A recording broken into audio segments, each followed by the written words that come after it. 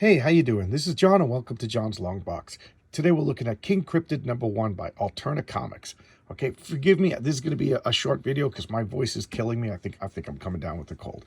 But first off, full disclosure, I had Pete Cimetti on my channel 2 days ago, and we talked about comics. Why is that relevant? Well, Pete Cimetti is the writer and creator of this comic book, so I just want to be as transparent as possible. Okay, so here we got first issue, King Cryptid. I do like this cover. That is a cool cover. And here we got advertisements, and we got the splash page. So I also want to point out that this is a brand new comic. Where's the proof? Right there. King Cryptid #1, 2023. I just got this today. Okay, I went to Indiegogo and I paid for it, I pledged it, however you call it, and then it came in the mail today. So I got issues 1 to 4. I only read issue #1, and then I wanted to do it. I thought it would be perfect for a video tomorrow. I bumped my normal video that I was going to do this one. So also, I'm not going to show the whole comic. Why? Because my policy is brand new stuff. I don't like to show the whole comic. I want Pete to make his money. I want Cryptid Rossi to make their money. So Words and Letters by Pete Cimetti, artwork by Cryptid Rossi. I never met Cryptid Rossi, but I spoke with Peter Cimetti a few times. Stand-up guy, real gentleman. So, this is brand new. I assume they have bills to pay, so buy their comic book. I'm giving you a taste, just a taste. But anyway, I like this splash page. We got this car coming down here, and you can tell it just looks in motion. It just looks like it's going fast. Yeah, I do dig it. And this panel, I can't even speak. This page right here is when I decided I like this artwork. I don't know what it is, but I'm in my 50s, and I don't accept new things right away. That'll happen to you youngins. But again, my voice, sorry.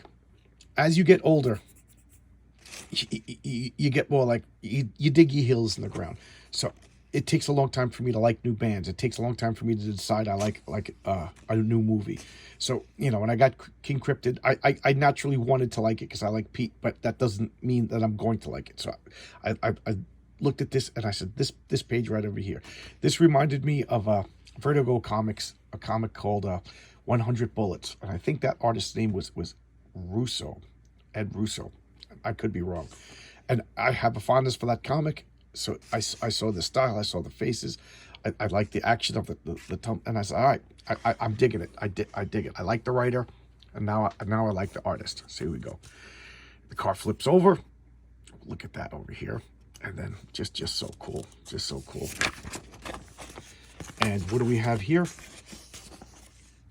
car's on fire, and what is this going on? We get a thump, a foot, and we get this shadowy figure pulling the people out and saving their lives just in the nick of time. Cool guys standing away from explosions. And note the cape over here. I'll talk about that in a second. And he flies away. Note the cape. I'll talk about that in a second. All right.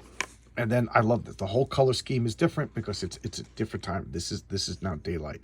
And you can see the way this guy, his word balloons, the way they responded, they're not too happy with each other. They're not too pleased. And again, I'm digging the artwork over here, really am.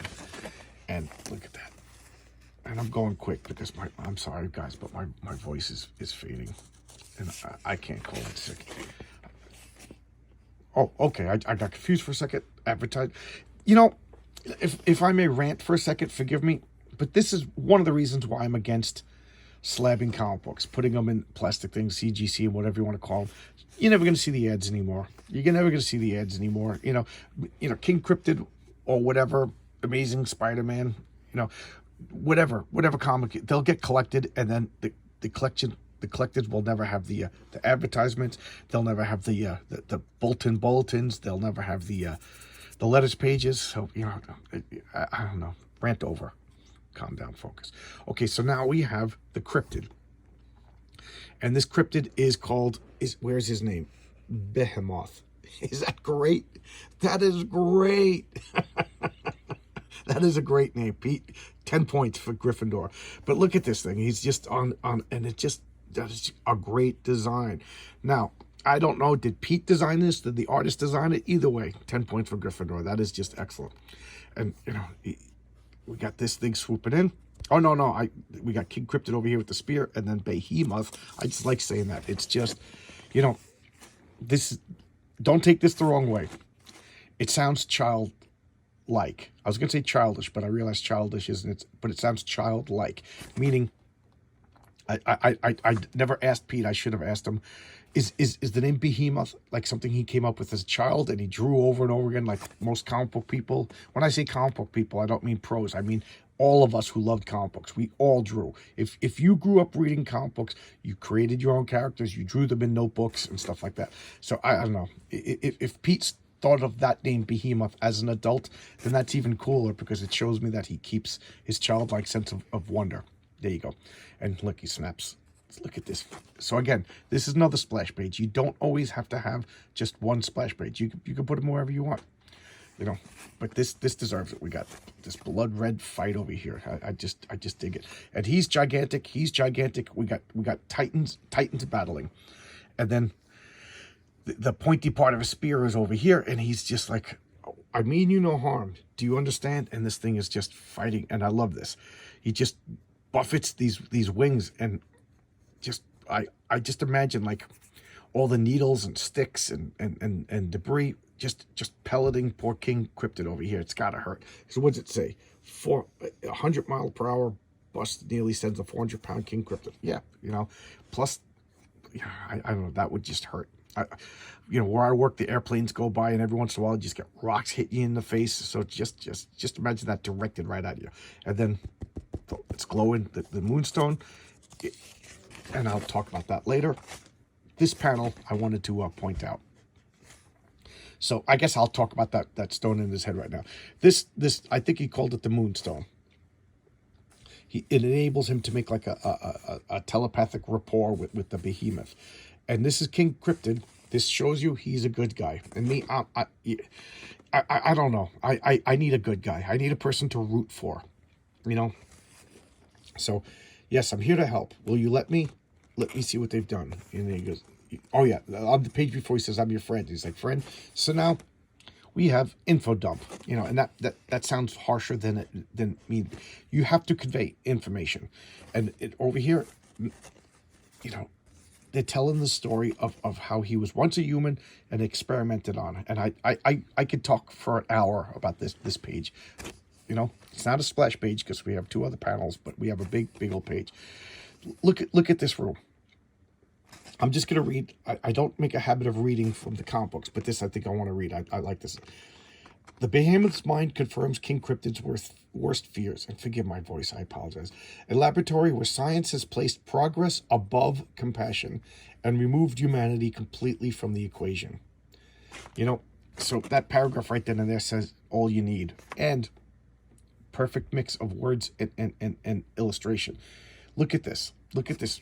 A lesser artist or a lesser writer. Again, I don't know the contribution ratio. I don't know, you know, if Pete gives super detailed scripts, you know, like as John Byrne used to say, he used to be just an art robot. He just drew whatever was told to him by the writer. I don't know. I'm not there. I don't know if Mr. Rossi or Mr. Rossi, I don't even know if it's a man or a woman, draws whatever they want. And Pete's like, hey, that's cool. You know, I'm not there. But because it's artwork, I'll talk about the art. I think let's just say this, lesser creators would have filled this room with like Kirby-inspired machinery, doodads, and Framistats and Whoozy Watts. It's all over the place. But instead, what we get is it's obviously a warehouse, you know, and then up here is just emptiness, not even a lot of lights. And then we have minimal machines that are very realistic looking, and then a couple of tubes. Why? Because these aren't like fantastic scientists, explorers. You know, these are utilitarian, you know, compassionateless experimenters who don't care about their test subjects. So they're not going to fill this with beautiful. They're very Spartan and utilitarian. And I think this paragraph right over here and this word, it shows that really, really well. I just think it's really good storytelling. Now, I think since I used the word storytelling, I should explain what I mean. Storytelling, we'll look at this ad. Storytelling, oh, another ad, okay. Illustration design.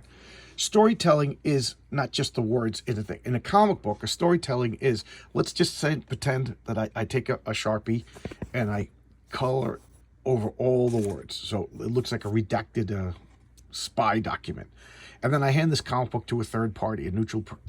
Could that third party read this comic book? Well, I guess they can't read it. I covered up all the words. But could they look at this comic and get the gist of the story, figure out what's going on? You know, they're not going to figure out, like, you know, Behemoth's words hit him hard. You know, they're not going to know all that. But they are going to figure out what's going on. What's the action? Who's the good guy? Who's the bad guy? You know, they could fill it in. That's storytelling. And I do think the storytelling in this is excellent. You know what's going on through this sequence of animated drawings, and that is the secret of a comic book. I know I bash on this all the time, but the early Image comics, you could not follow the story without the words, and even with the words, sometimes you couldn't follow the story. You know, it was just bad storytelling. This is excellent storytelling. You know, and they're making friends, and of course, what's going to happen when the two monsters make friends? The darts come, and they get attacked. Now, these two pages right here, I'm going to stop here because, like I said, I don't want to show the whole comic book. This is brand new, and I think, you know, new comic books should be supported, especially in these crazy times. If you find a comic book that you like, support it. So I don't want to give it to you for free. I don't feel I have the right to do that. This is brand new. So look at this. He says he has this cloak of transmutation. So this cloak, I don't know. Is it a magic item? Did he create it? You know, I want to know. These are questions that are showing up naturally. So this cloak, it looks like it turns into bark and it protects him, and then he uses it to fly away. That's just so cool. So again, I assume it's not natural to him. Look, he looks like he touches the bark and he transforms like the absorbing man. I don't know. You know, but we're learning about King Cryptid through his actions and through the story. It's not just like, oh, look, Behemoth, I have the power of this. You know, sometimes you could get that artificial dialogue that, you know, early Marvel, early DC used constantly, and we just accept it as a thing of the way comic books are. But this is doing a good job explaining everything. I just love that picture. All right, and this, look at poor Behemoth. He's just tranked up. And then what's he saying? We have a monster, a thing's highly intelligent and unbelievably strong. He goes, so let's get the van ready, boys. And then look, he's flying away. Again, sorry about the cough. Sorry about my throat. Just feeling under the weather. And I just got a promotion at work, so I cannot take off. So I'm going to close it now before I get tempted to show more, because I just feel that it's, you know, when I bought this from Alternative Comics, I didn't buy the rights to show this on my channel. But I did enjoy this. I enjoyed this a lot. I enjoyed this so much that I read this. I went upstairs, had dinner with my wife, and then I came down, said I got to do a video, and I'll read the other ones tomorrow because it's late for me. It's already 10 o'clock. Jeez, I'm gonna be dead tomorrow. But anyway, focus. I think it's important to support comics and comic book companies that you like. You know, if you don't like alternative comics, what do you want me to say? I like them. I'm an unabashed fanboy, so consider the source. But that doesn't mean I'm going to lie to you. You trust me or don't trust me. That's up to you. I will say this, that there were some alternative comics that I never showcased. Why? Because I didn't particularly like them. On my channel, I do tend to show off comics that I do like. So if you see it, odds are I like it. I will occasionally show a comic that I didn't like if I have a point to make. This is a comic that I liked. I was excited. You know, I met Pete, so yes, I'm biased. I think the work speaks for itself. I think the story is intrigued. I want to know what's going on. He did a good job explaining his power set without, you know, this encyclopedia text.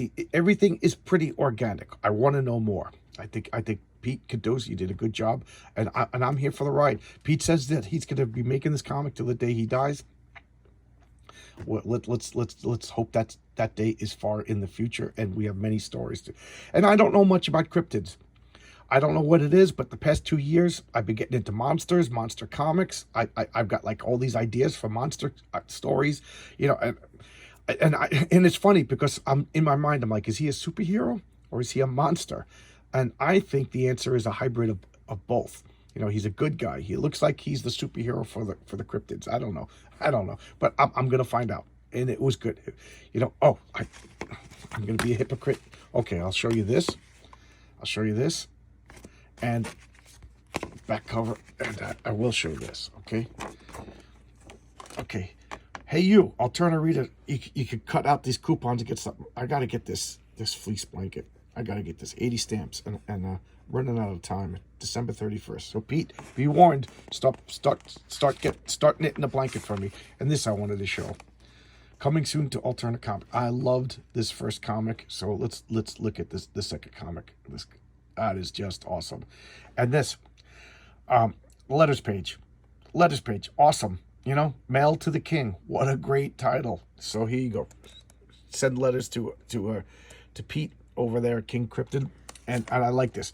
King Cryptid himself is responding. That's just fun. What is Pete doing? He's building a community. He's building, you know, a fun, enjoyable environment around the comic book. I think that's just commendable. You know. What else do you want me to say? I'm starting to ramble, but there you go. We'll end it now. I'm excited. I want to read issue number 2, but I got to go to bed, so I'll read it tomorrow when I come home. All right. Thanks a lot. See you tomorrow with another video. Bye-bye.